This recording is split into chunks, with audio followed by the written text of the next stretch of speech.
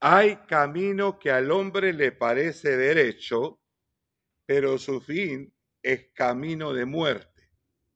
En esta semana, en este día que llegamos mirando cómo llevar el evangelio a las personas que tienen dinero, tienen lo suficiente, tienen una vida tranquila, son, digamos, apartados del mal en cierta manera, como Job.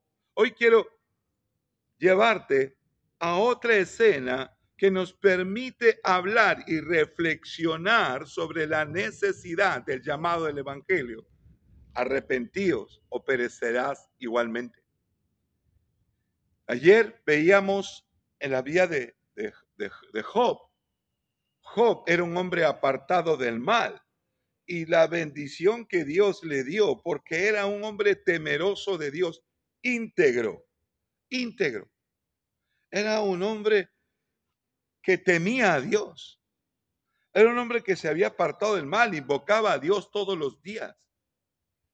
Pero solo por su testimonio de Job 42 podemos entender que toda esa prosperidad que vino a su vida de manera terrenal eran las promesas que Dios tiene cuando un hombre haya gracia delante de Dios cuando se aparta del mal.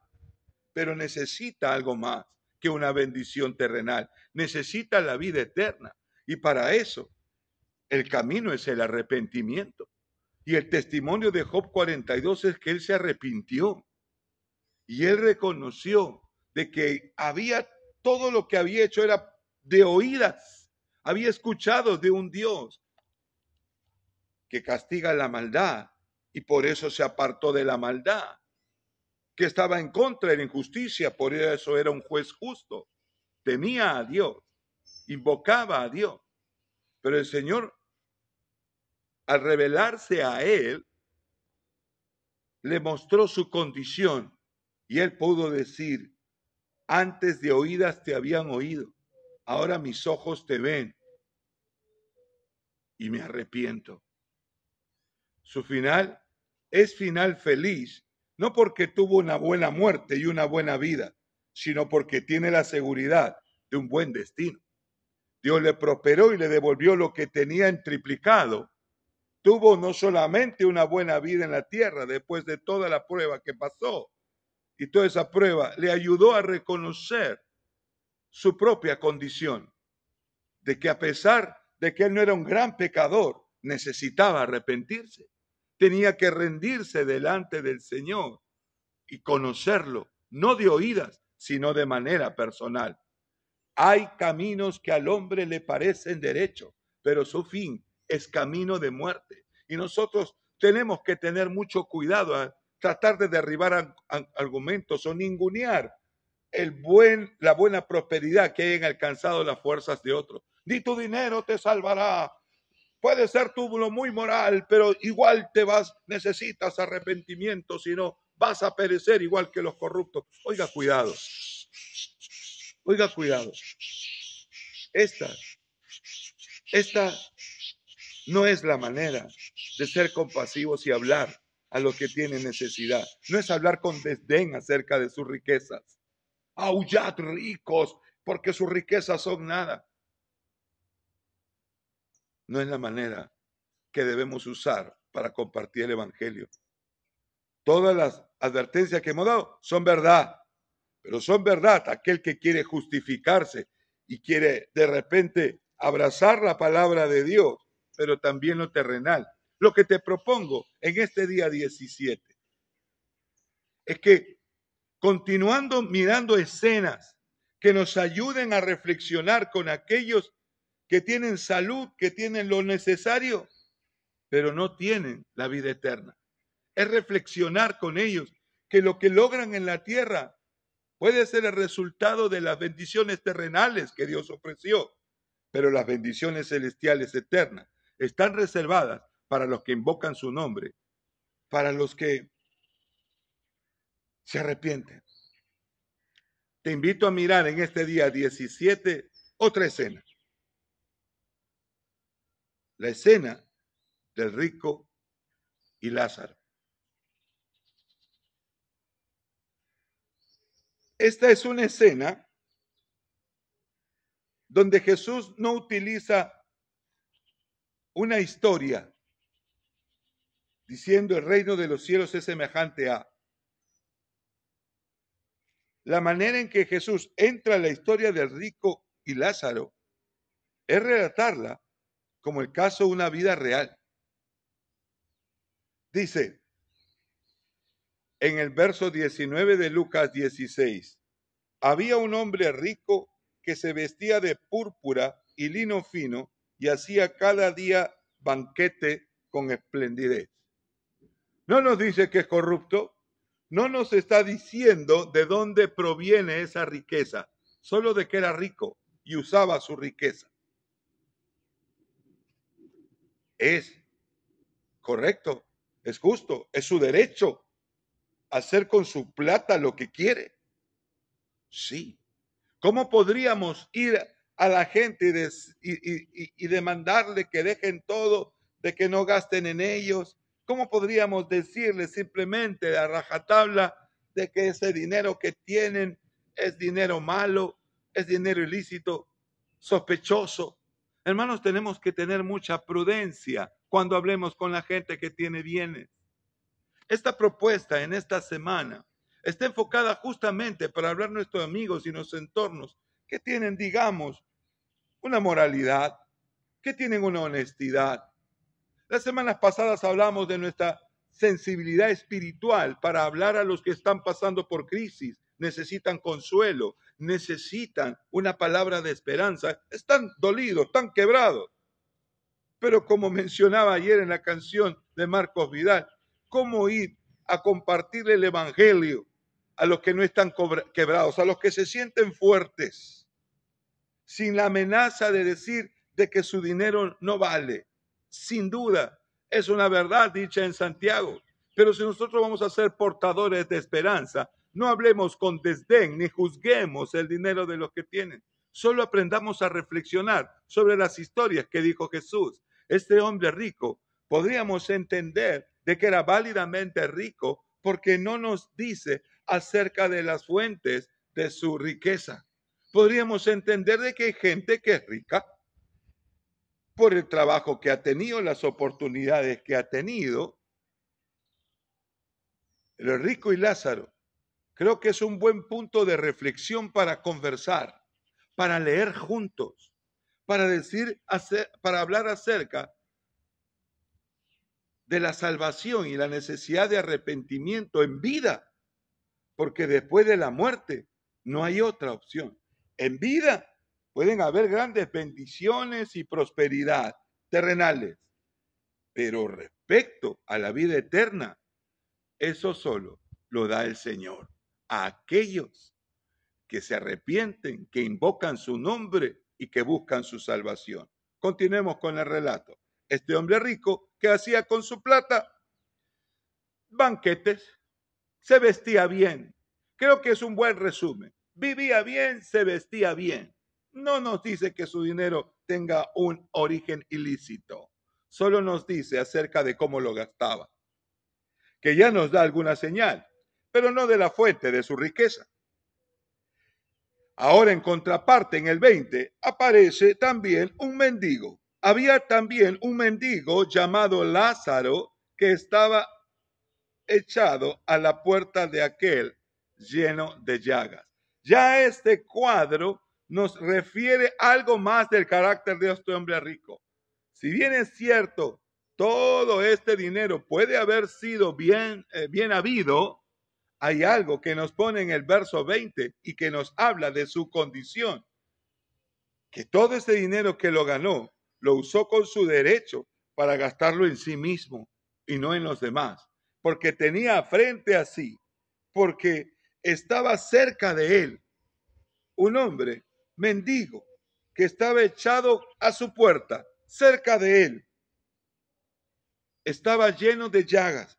Y el cuadro es más fuerte.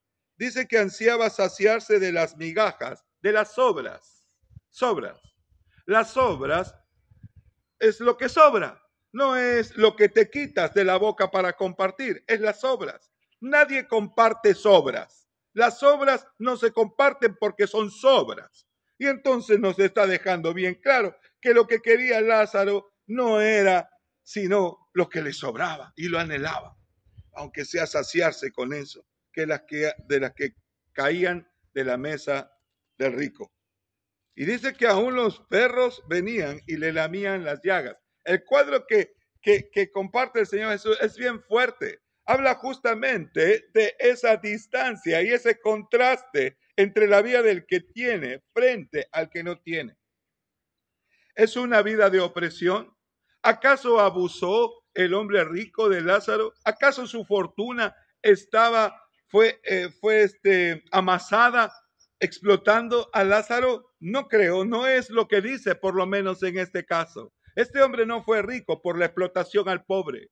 Lo que está poniendo en este contraste claramente es la condición de aquel que no tiene a Dios en su corazón, a Jesucristo, que le haga reflexionar sobre la necesidad, su condición y de la eternidad. Porque todos van a morir. Morirá el pobre como morirá el rico. Todos moriremos. Y es algo ineludible, porque así lo estableció el Señor. Está establecido que el hombre muera una sola vez y después de esto el juicio, y tendremos que rendir cuenta por todo lo que hicimos, por todo lo que recibimos, desde la vida misma y lo que hicimos con ella y lo que hicimos con el fruto de ella, como evidencia, no como argumento de salvación, sino como la evidencia de que era el pensamiento que teníamos del pobre y de las riquezas, de nuestro trabajo y de ese derecho que usamos a veces con soberbia para usarlo en lo que querramos. Es mi plata y si quiero la salgo, la tiro al cielo y se la doy a quien quiera. Sí, tienes todo el derecho de hacer con tus bienes lo que quieras, pero no tienes el derecho de escapar a las consecuencias que esto traiga cuando tengas que rendir cuentas delante de Dios. Es una buena reflexión con las personas que tienen salud y están económicamente tranquilas, porque la muerte les llegará a todos. Aconteció que murió el mendigo y fue llevado por los ángeles al seno de Abraham, y murió también el rico y fue sepultado. Oigan los detalles, palabras del Señor Jesucristo. Acá no hay parábolas ni figuras. Acá hay una historia de la vida real. Y está hablando de la vida real y de la muerte real, porque está hablando de cómo se muere. Te mueres. Y dice que ángeles lo llevaron al seno de Abraham. Hay una gran diferencia en quien venga por tu alma. El Señor Jesucristo le dijo al rico insensato, de quien hablaremos días después: insensato, esta noche vienen por tu alma, vienen por tu alma. Está establecido los días que viviremos. El Señor nos dio la vida, nos la regaló, pero un día tenemos que darla, porque no podemos pretender vivir eternamente, abrazados de las cosas materiales, como si no fuéramos a vivir. Y aquí está la realidad de esto que una vez más recita ese viejo proverbio escrito, no sé si por un desconocido, pero son varios autores a quien se le atribuye. Hay gente que sacrifica todos sus días por conseguir riquezas y lo hace hasta sacrificando su salud. Y una vez que tiene riquezas y ha perdido la salud, quiere sacrificar las riquezas para recuperar su salud. Y vive como si no fueran a morir y mueren como si no hubieran vivido. Este hombre que relata a Jesús en su historia es un hombre típico que caracteriza la vida de aquellos que no morirán y se aferran a esa creencia. Cuando les hablas de la muerte, tocan madera, no me hables de la muerte. Uy, no, de la muerte no, porque no están preparados. La clara evidencia del que ha recibido la vida eterna y que tiene esta esperanza es que no le teme a la muerte. Y aunque reciten, yo no le temo a la muerte, tendremos que decirle, un día tendrás que rendir cuentas delante de Dios. De esto habla Lucas 16. Un día todos tendremos que rendir cuentas delante de Él. Y en la muerte, en el Hades, alzó sus ojos estando en tormento y vio de lejos a Abraham y a Lázaro en su seno. Alzó sus ojos. Oiga, ¿qué tal cuadro para reflexionar con quien hablemos de este pasaje? Es un pasaje simple de entender. Alzó sus ojos. Fíjate qué tal contraste con lo que era en vida, porque el que estaba alzando los ojos en vida era Lázaro para ver si se podía comer de algo de la migaja que salía de repente en su basura o algo que le había sobrado al rico para ver si se alimentaba. Lázaro era el que en vida levantaba los ojos buscando algo que satisfaciera su hambre. Y en la muerte, en el Hades, en tormento, describe el Señor Jesucristo, estando en tormento, alzó sus ojos. Habla de esa condición. Antes Lázaro el que levantaba los ojos en esta vida terrenal. Pero en esa muerte eterna para este hombre rico, solo le quedaba el tormento.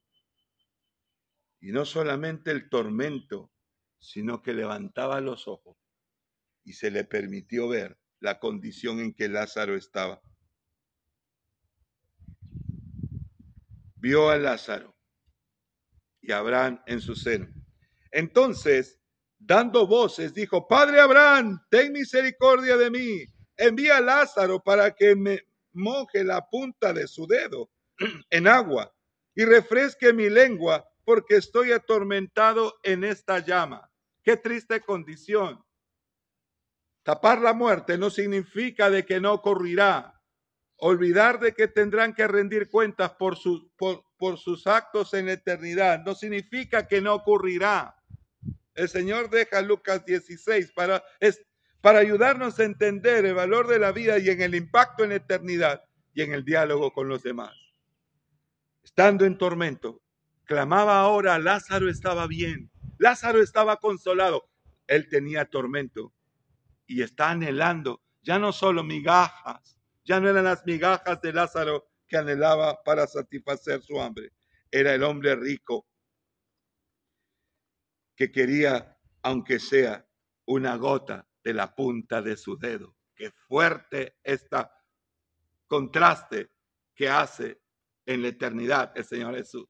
Qué fuerte, para hacernos reflexionar en vida, migajas con las que Lázaro comía de sobra, en la muerte, en la eternidad, en tormento, aunque sea la punta de su dedo, con una gota de agua que le moje la lengua, podría consolarlo. Pero Abraham le dijo: hijo, acuérdate que recibiste tus bienes en tu vida y Lázaro males, pero ahora este es consolado aquí y tú atormentado. ¡Wow! Además, hay una gran cima puesta entre nosotros. Nadie de los que están acá pueden ir allá, ni nadie de allá aquí. Entonces, ese tormento de este hombre lo hizo reflexionar en los hermanos que tenía, en los que conocen que están viviendo como él. Y le ruega: Padre Abraham, estoy en tormento por estar aquí. Se dio cuenta de que él estaba recibiendo su merecido. Por haber sido insensible, por no haber provístose de compasión, y la fuente de esa compasión es Dios. Si solamente usamos la compasión de nuestra prudencia, serán migajas, será lo que sobre. Pero cuando es la compasión que viene de Dios, será evidencia, la sensibilidad por la necesidad del prójimo, como evidencia, no como argumento para salvación. Y él decía: mira, mis hermanos están por allá. Manda a alguien de aquí, permite salir para hablarles y advertirles dónde estoy y por qué estoy aquí. Él quería advertir en muerte. Padre Abraham le dijo: no, tienen a los profetas. Ahí están los evangelistas, que oigan a los que hablan de Dios y de la salvación. Y él insiste: no, pero si uno de acá podría salir allá y les podría advertir, yo no quiero que ellos vengan a este tormento como yo estoy. Y padre Abraham le dijo, si no escuchan a los del Evangelio, a los profetas, si no escuchan el llamado de arrepentimiento con los vivos, tampoco oirán a uno que se levantare de los muertos. Mis hermanos, es un buen argumento para reflexionar con aquel que se rehúsa a reconocer su necesidad de Dios. Hoy no lo necesitas y parece no necesitarlo. Un día lo necesitarás, pero cuando seas consciente de esa necesidad, es posible que sea tarde y es posible que te des cuenta en una eternidad donde ya no puedes hacer nada. Son palabras de reflexión para nosotros y para los demás. Son palabras de reflexión para el que tenga este deseo de llevar las buenas nuevas de esperanza, no para el que quiera con desdén hablarle a los ricos y hablar a los que tienen y están tus hijos en mejores colegios, no te servirá de nada. No va por ahí, no va por ahí. Ayudemos a los que no reconocen su necesidad a reconocerla, teniendo estos diálogos de fe, diálogos de esperanza, que el nombre del Señor sea invocado, porque todo aquel que invocar el nombre del Señor será salvo. Dios le bendiga.